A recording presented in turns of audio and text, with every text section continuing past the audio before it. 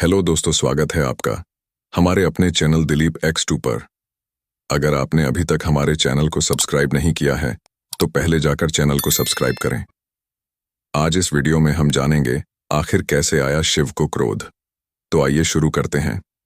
महर्षि भृगु ब्रह्मा जी के मानस पुत्र थे। उनकी पत्नी का नाम ख्याति था, जो दक्ष की पुत्री थी।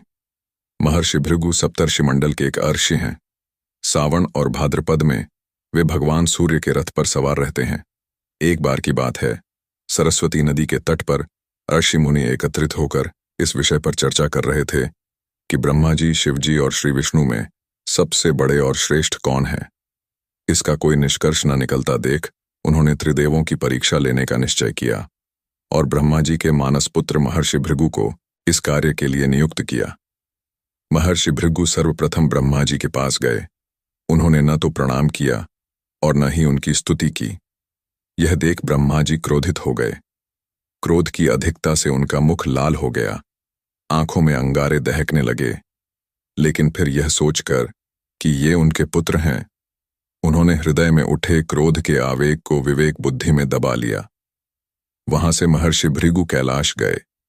देवाधिदेव भगवान महादेव ने देखा कि भृगु आ रहे हैं तो वे प्रसन्न होकर अपने आसन से उठे और उनका आलिंगन करने के लिए भुजाएं फैला दीं।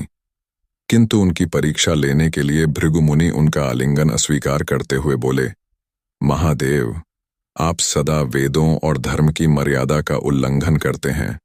दुष्टों और पापियों को आप जो वरदान देते हैं उनसे सृष्टि पर भयंकर संकट आ जाता है, इसलिए मैं आपका आलिंगन कदापि नहीं करूंगा। उनकी बात सुनकर भगवान शिव क्रोध से तिलमिला उठे।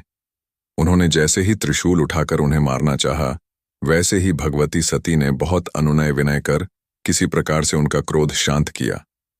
इसके बाद भृगु मुनि वैकुंठ लोक गए। उस समय भगवान श्री विष्णु देवी लक्ष्मी की गोद में सिर रखकर लेटे थे।